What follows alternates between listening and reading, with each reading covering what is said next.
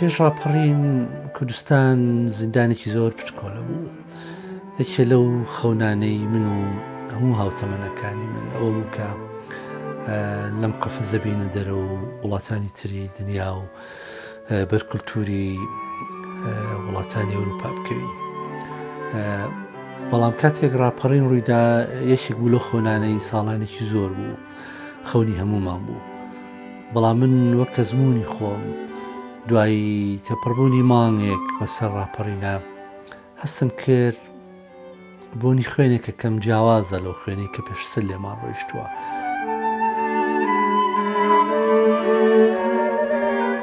ژیانی من لە ئەوروپا وەکو نووسەر جارێکتر لە دایکبوونەوەیکی نوێ بوو بۆ من. لەوێەوە هەستم بە جوانی زمانی کوردی کرد کە پێشتر لە کوردستان ئەو هەستم بۆ جوانەی نەکردی و هەموو یادەوەریانی جەنگم سەر لە نوێتیا دروست بووە. وای لێکردم کە بوێرم دەست بخەمە سەر و ناشرینیانەی کە جەنگ و کوشتار و کولتور لە منە تیا دروستی کردوم. ئەزموونی سەفەرنامەم بۆ خۆم یەکێک بووە لەو ئەزموونانەی کە ویستم هەموو ئەو یادەوەریانی کە پێشتر نیشتیمان تیا دروستی کردبووم لە خۆم دایماڵم و لە قاڵبێکی نووسینی هونەریە کە کایەکی تایبەتە بە ناوی کای سەفەرنامەوە.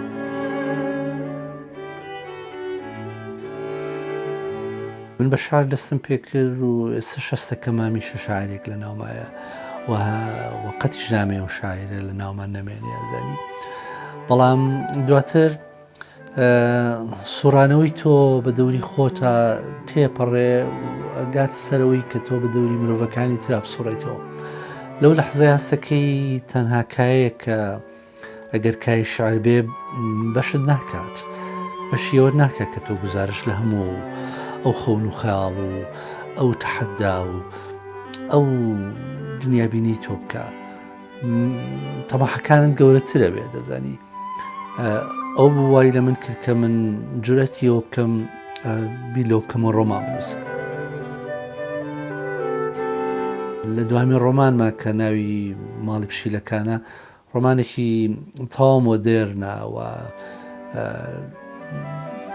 ویستومە باس لە تەنهایی ئینسان بکەم و لەو ڕێەوە پیشانی بدەم کە وەک نووسەرێک کە منیش ئەتوانم ڕۆمانێک بنووسم کە ئەکرێ ڕۆمانوسێکی ئەوروپی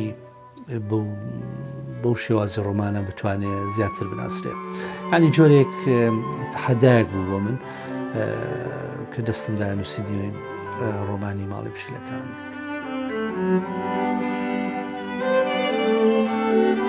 ئینسان بەبێ یادەوەری لە درەختێکە چێت تەنها لە جێیەکا بێ و سەوز بێ و گەورە بێ و پیر بێ و وشک بێ و بمرێ.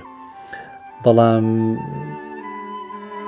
تۆ لە ڕێ یادەوەریەکانەوە هەمیشە ئەتوانی ئەو وێنانە پیشان بدەی کە ئێستا تۆ لە منە نایبینیت.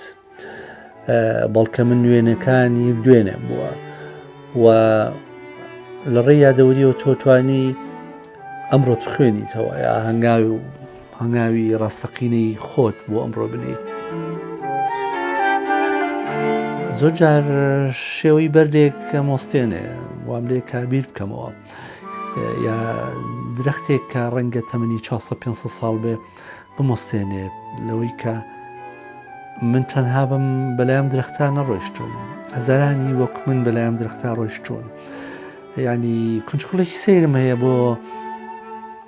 بۆ گەیشتن بە بەشێک لە چیرۆکی و کەسانی کە من نەمبینیون یا شتێکی کەمم لەسەر بیستون